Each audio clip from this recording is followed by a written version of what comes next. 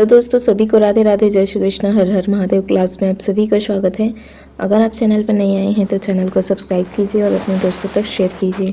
चलते हैं सीधे क्लास की ओर।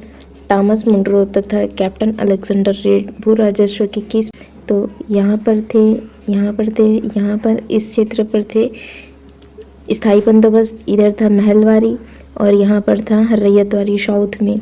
ठीक है, यहाँ पर था स्थायी बंदोबस्त, यह इस एरिया में था महलवारी व्यवस्था और इस एरिया में साउथ के इलाके में था रैयतवारी। रैयत का अर्थ ये होता है किसान। नेक्स्ट देखिए, रैयतवारी व्यवस्था के संस्थापक कौन है? तो इनके संस्थापक है टॉमस मुनरो और कैप्टन अलेक्जेंडर रेड ने इसको सर्वप्रथम प्रयोग किया था।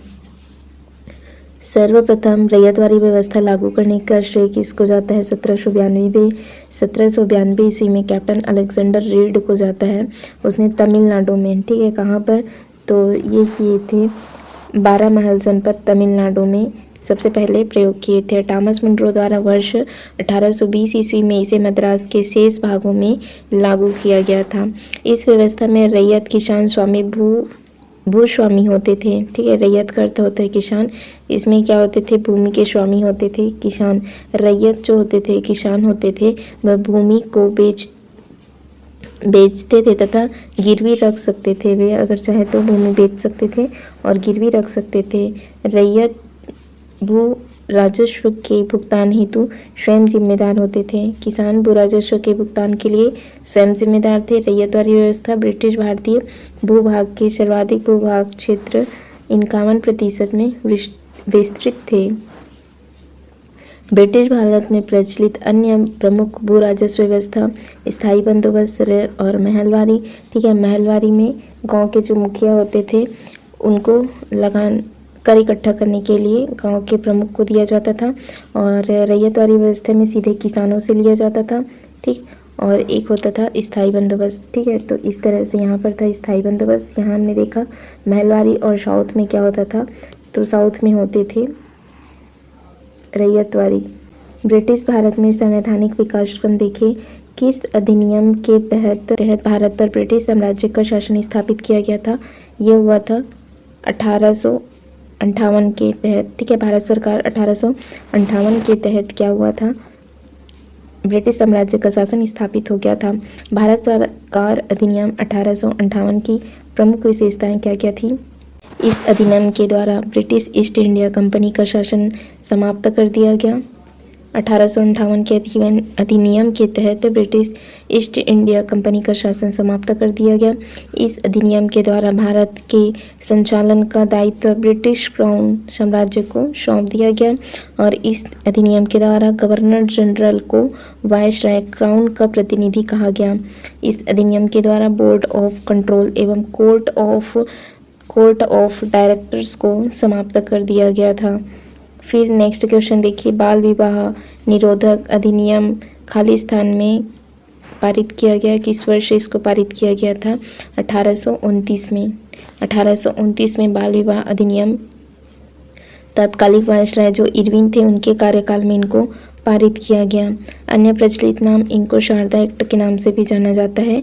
इस अधिनियम के अनुसार क्या हुआ था? तो लड़कों तथा लड़कियों के विवाह हेतु आयु को 18 वर्ष और लड़कियों के लिए 14 वर्ष निर्धारित की गई थी। फिर नेक्स्ट क्वेश्चन देखिए, वर्नाकुलर प्रेस अधिनियम किस वर्ष में पारित किया गया? वर्नाकुलर प्रेस अधिनियम 1878 ईस्वी में पारित किया गया।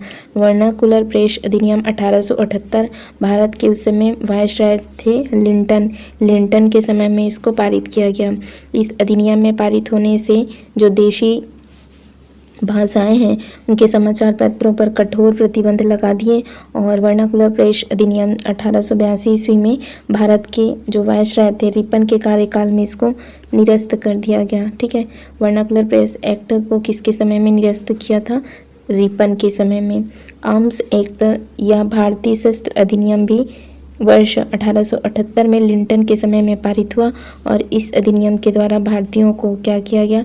शस्त्र रखने तथा इनके व्यापार हेतु लाइसेंस को अनिवार्यता, ठीक है, लाइसेंस की अनिवार्यता कर दी गई थी।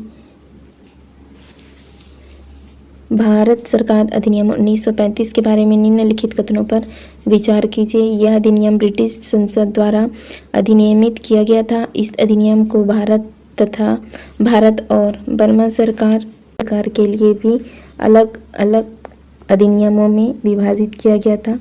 तो इसमें बोथ आर करेक्ट, ठीक है, इसमें दोनों कथन सही हैं। भारत सरकार अधिनियम 1935 के प्रावधान जुलाई 1936 में लागू हुए थे। 1773 के रेगुलेटिंग एक्ट के तहत किंग इन काउंसिल ने निम्नलिखित में से किस स्थान पर सर्वोच्च न्यायालय की स्थापना की थी? कलकत्ता में। रेगुलेटिंग एक्ट 1773 की क्या क्या विशेषताएं थीं? तो इस एक्ट के तहत वर्ष 1774 ईस्वी में कलकत्ता में एक सर्वोच्च न्यायालय की स्थापना की। ठीक है, सर्वोच्च न्यायालय की स्थापना 1774 में कलकत्ता में कौन से किसके तहत? रेगुलेटिंग एक्ट 1773 के तहत स्थापित हुआ था। कलकत्ता में सर्वोच्च न्यायालय की स्थापना। इनके मुख्य न्यायाधीश सर एलिजा इम्पे थे। इस एक्ट के तहत बंगाल के गवर्नर को बंगाल का गवर्नर जनरल बनाया गया। 1773 के एक्ट के तहत बंगाल के गवर्नर अब क्या बन गए? बंगाल का गवर्नर जनरल बन गए।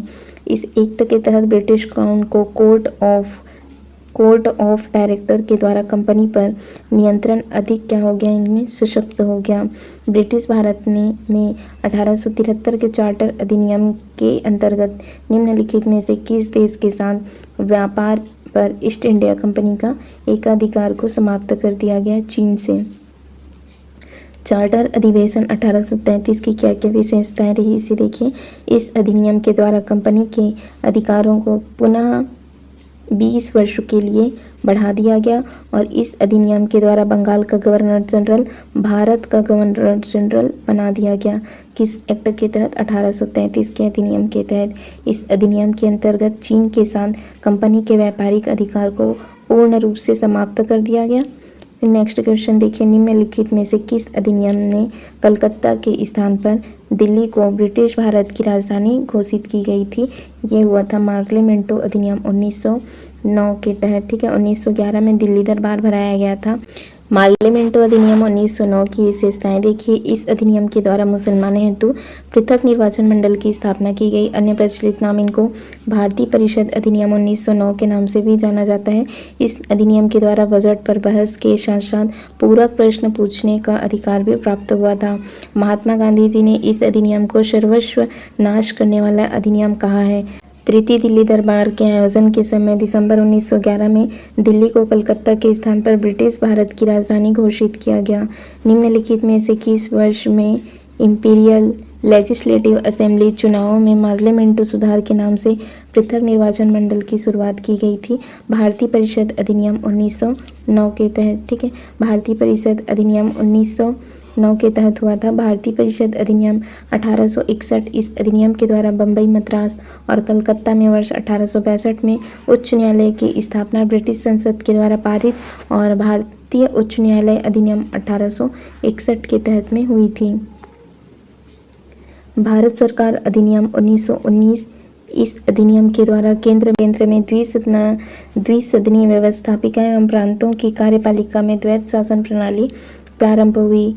ब्रिटिश भारत में निम्नलिखित में से किस अधिनियम के तहत ब्रिटिश सरकार ने भारत के प्रशासन का प्रत्यक्ष नियंत्रण अपने हाथों में ले लिया था? भारत सरकार अधिनियम 1858 के तहत। सा अधिनियम है जिसे पार्लियामेंटो सुधार के नाम से जाना जाता है। 1909 के अधिनियम को पार्लियामेंटो सुधार अधिनियम के नाम से जाना जाता है। इसका अन्य नाम क्या है? पार्लियामेंटो सुधार है। मुसलमानों हेतु पृथक निर्वाचन मंडल की व्यवस्था की गई। महात्मा गांधी ने इस अधिनियम को सर्वस्व नाश करने वाला एक्ट कहा है। पार्लियामेंटो अधिनियम 1909 को बजट पर बहस करने के साथ ही पूरक प्रश्न पूछने का अधिकार प्राप्त हुआ था। 1773 के रेगुलेटिंग एक्ट के तहत प्रथम बार सुप्रीम कोर्ट की स्थापना किस शहर में हुई थी? ये हुआ था कलकत्ता में। ठीक है, पहली बार सुप्रीम कोर्ट की स्थापना हुई थी कलकत्ता में। 1773 के रेगुलेटिंग एक्ट के तहत हुआ था। इस एक्ट के माध्यम से ब्रिटिश कैबिनेट को भारतीय मामलों पर नियंत्रण रखने का अधिकार मिल गया और इसी एक्ट के माध्यम से ब्रिटिश ईस्ट इंडिया कंपनी को भारत में अपनी क्षेत्रीय संपत्ति बनाए रखने के लिए अनुमति प्रदान की गई। इस एक्ट के माध्यम से बंगाल के गवर्नर को बंगाल का गवर्नर जनरल कहा जाने लगा। इस एक्ट के माध्यम से कलकत्ता बंगाल में एक सुप्रीम कोर्ट की स्थापना की गई। ठीक है, फिर नेक्स्ट क्वेश्चन देखिए, भारत में ईस्ट इंडिया कंपनी को नियंत्रित और विनियमित करने हेतु ब्रिटिश सरकार ने निम्न में से कौन सा अधिनियम लागू किया था? उसने किया था 1773 का रेगुलेटिंग एक्ट। 1773 के रेगुलेटिंग एक्ट के द्वारा ब्रिटिश क्राउन का कोर्ट ऑफ डायरेक्टर्स के माध्यम से ईस्ट इंडिया कंपनी के नियंत्रण हेतु अधिक इसको सशक्त हो गया था। इस अधिनियम के द्वारा भारत में ईस्ट इंडिया कंपनी के प्रशासन पर ब्रिटिश संसदीय नियंत्रण के प्रयास शुरू हुए। 1773 से संबंधित अन्य तथ्य देखें। इस अधिनियम के माध्यम से वर्ष 1774 ईस्वी में कलकत्ता में सुप्रीम कोर्ट की स्थापना की गई। इस अधिनियम के माध्यम से ही बंगाल के गवर्नर को अब बंगाल का गवर्नर जनरल बना दिया गया। 1784 ईस्वी का पिट्स इंडिया एक्ट अधिनियम आया। इस अधिनियम के द्वारा ब्रिटिश सरकार का कंपनी के मामलों में नियंत्रण अधिक बढ़ गया था और इस अधिनियम के द्वारा 6 सदस्यीय नियंत्रण बोर्ड का गठन किया गया। नियंत्रण बोर्ड का अध्यक्ष होता है ब्रिटिश मंत्रिमंडल का एक सदस्य होता था। ठीक, नेक्स्ट क्वेश्चन आगे हम कल से कंटिन्यू करेंगे। आज की क्लास हम यहीं तक रखते हैं। ठीक है दोस्तों, सभी को धन्यवाद। Thank you friends.